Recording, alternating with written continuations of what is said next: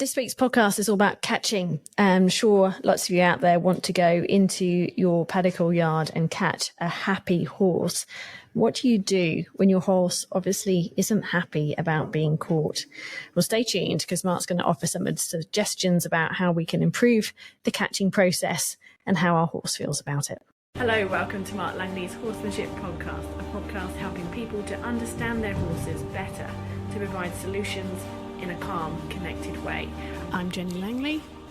And I'm Mark Langley.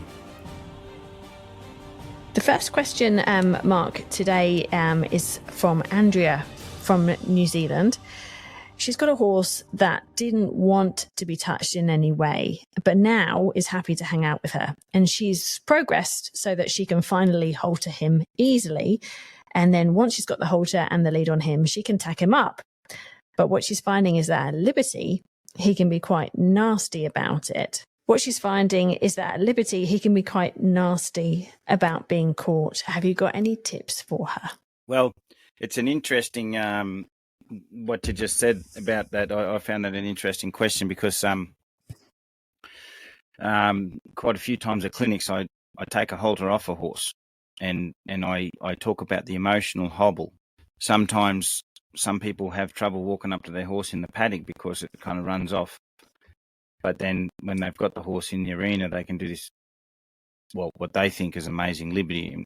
I look at different indicators in the quality of liberty.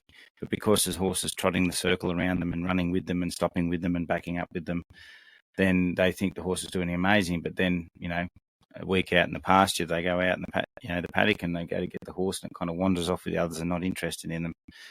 So the liberty was only an obedience, and the emotional hobble was when that horse is in the arena and they make the connection with the person. Once that connection's, and I'm not saying all connections are good, connection's good, but there's negative connections that we have where horses feel once they're connected, they have to do that, or else there's going to be negative pressure applied to them, so they stay connected.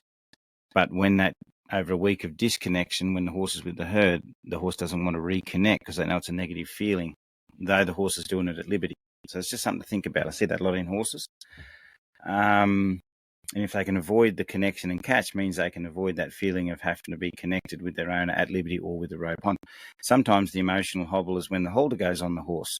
So the horse suddenly becomes nice and obedient and doesn't do seemingly anything wrong. Take the halter off and the horse wanders off, or it gets a bit angry when we put, like in your case, we bring a saddle blanket or something and go to saddle it, it gets a bit angry. Well, there's a reason for that. It's the horse feels with the halter off, it's a bit freer to express itself. With the halter on, it probably feels a bit emotionally hobbled, maybe still a little bit nervous in the halter, and there's a certain nervousness in the horse that's creating a caution. That's actually, when you're a bit more kind of confident, you can tell someone how you feel, but then when you're a bit more nervous, you just be quiet and do what you think you have to do. So maybe that halter and something in the leading is causing that horse to be a little bit more nervous and cautious, and too much so to express itself. So that's why when that halter comes off, it's a bit more confident to express itself and say, no, don't like it. Okay. How I would address this problem is I would probably have it in a small yard where it's not going to run off down the paddock. And if you're saddling at liberty, I would actually, if it gets angry when you bring that saddle blanket up to it, I would actually just get it to move off the saddle blanket. Any horses that I've come across angry at girth, angry at this, angry at that, usually feel that they have to stand still. So all the communication goes through expression, but they don't move.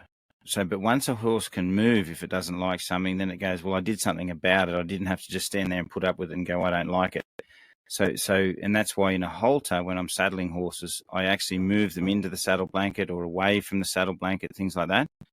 So when I'm leading a horse, I'm leading them into the saddle blanket and making sure I see any signs of tension. And if they're moving, generally when you put a saddle blanket on them, they'll move away a little bit, and then I'll let them move away a bit. Then I'll bring them back in and let them touch the saddle blanket. And I try and do the whole process with them on the move until they're very, very soft when they're moving, and I'm touching them with the saddle blanket. And if I've got a little light saddle, I can just rock them a bit and show them the saddle and take it off. And then by the time they stand, they're feeling very comfortable with it.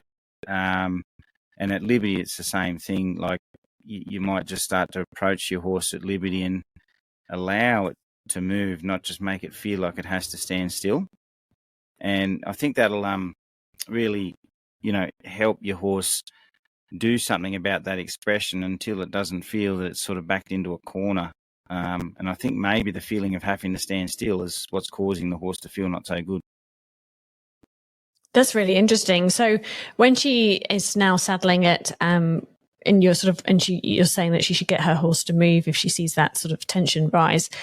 Does she need a halter and a lead rope on to do that? And if she does do that, then she has to look really closely, presumably, to see, because when it's at liberty, it's quite like clear. What I would look for is when the halter's on. So obviously you're seeing the very clear expressions of "I don't like it," but you might be seeing the expression of a bit of obedient helplessness when the halter's on. So you might just see a soft but sort of kind of gazy eye that's a bit nervous. Not a soft eye, I guess. Wrong word. Passive eye. It's not an angry eye. It's not a holy cow, I'm going to run away eye, but it's just one of those eyes that just goes still and goes, oh, I don't know what to do eye.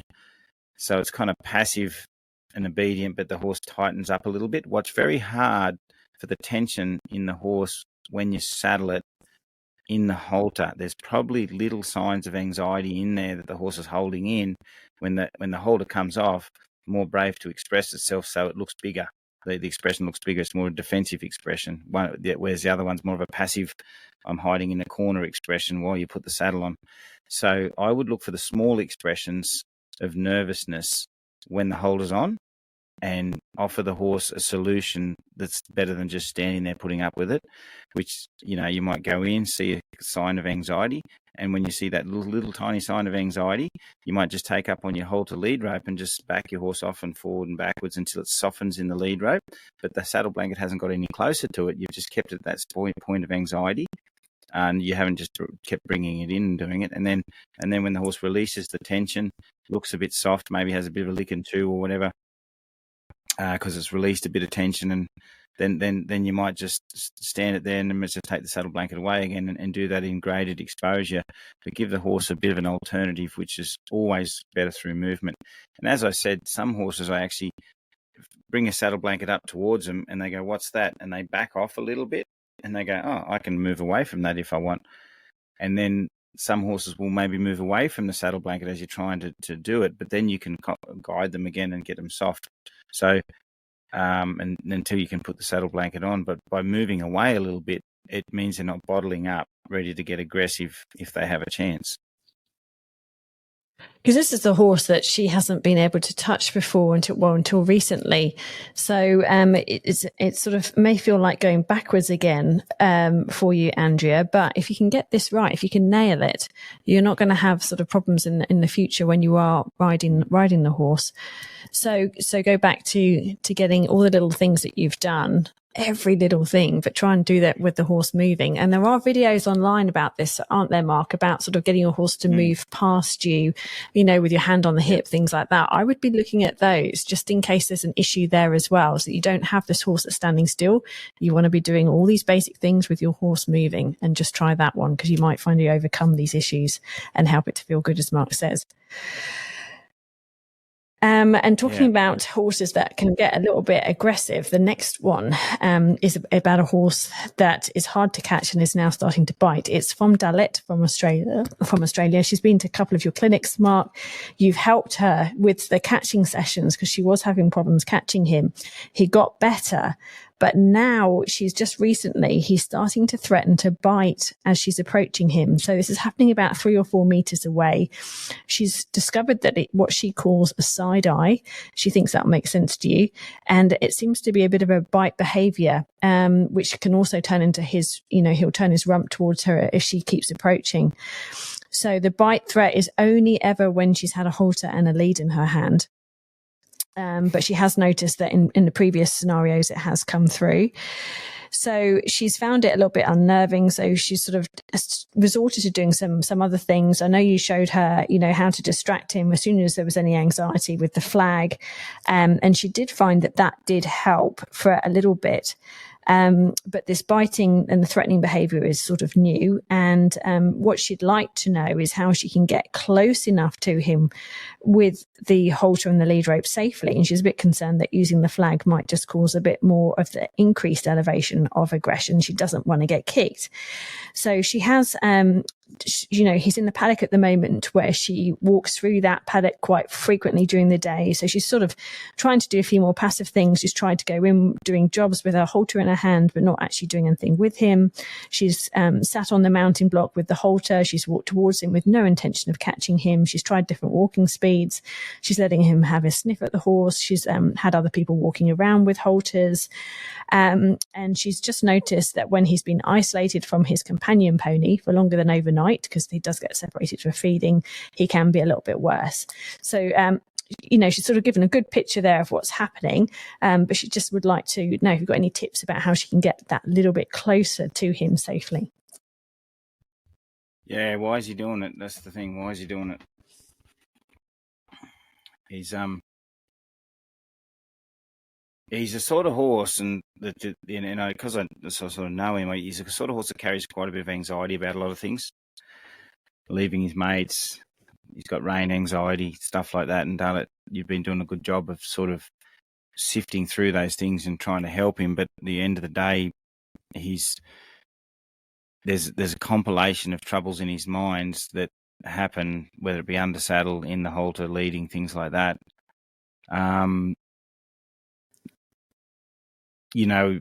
Catching is something that you don't fix catching if we don't fix leading and riding. There's some horses that I refuse to do catching lessons with the owners because I say, your horse is telling you that you're not leading it properly or not steering it properly or something like that.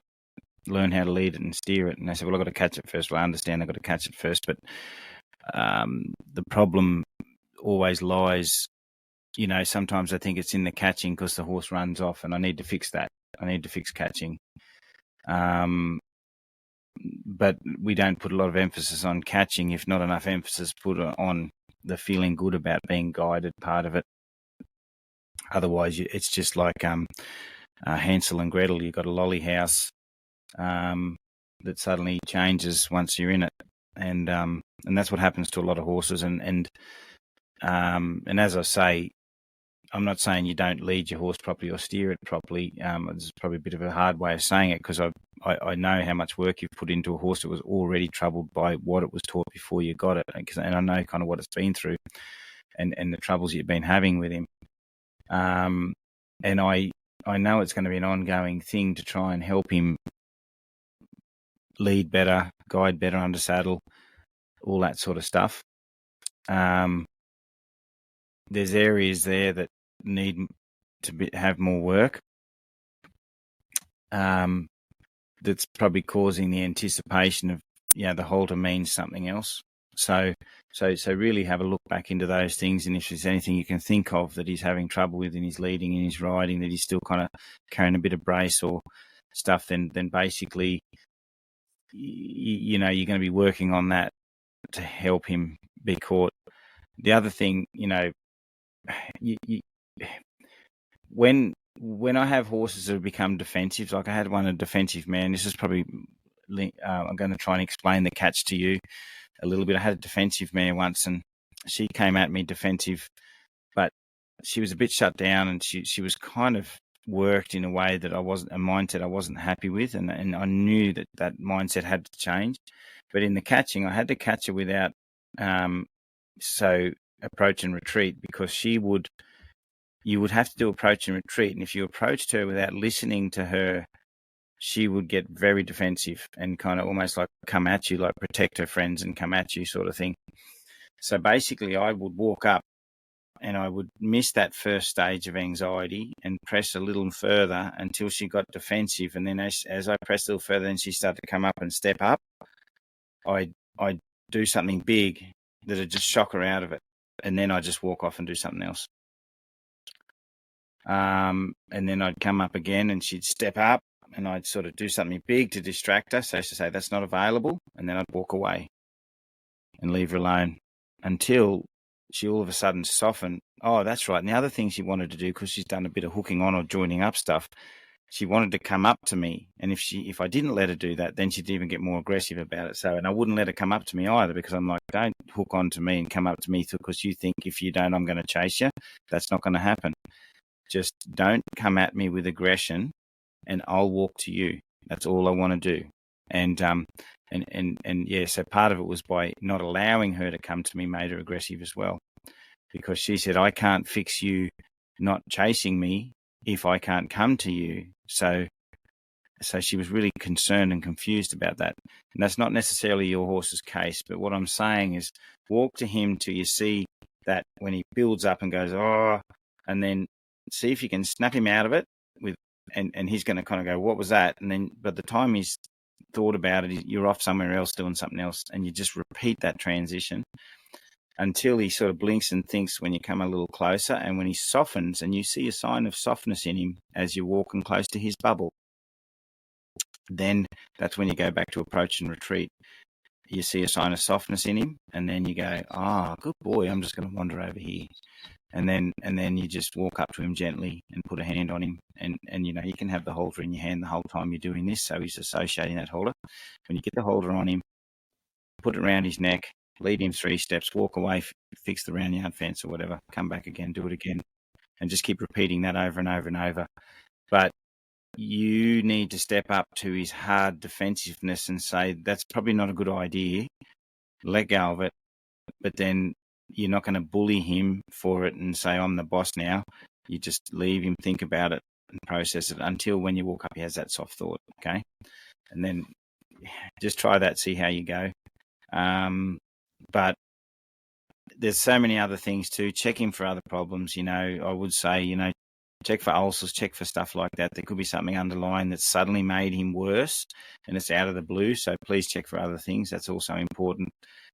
Could be soreness when you ride him, could be anything that he's telling you. I know what's going to happen when you catch me. I'm going to get ridden and I'm really sore back here, or you know, whatever.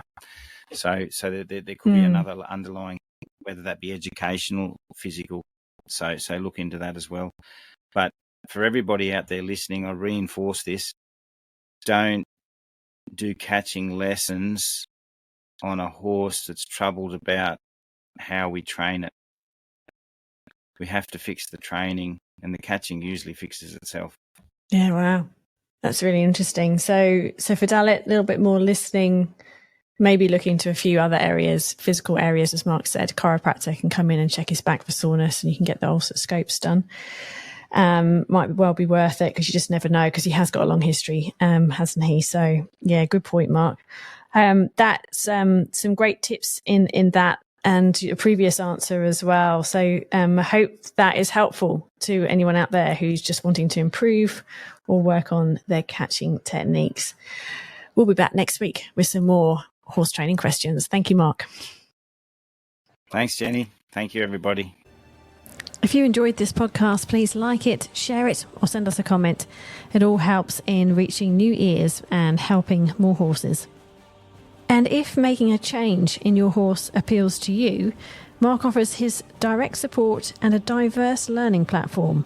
Head to marklangley.com.au and grab your 7-day free trial.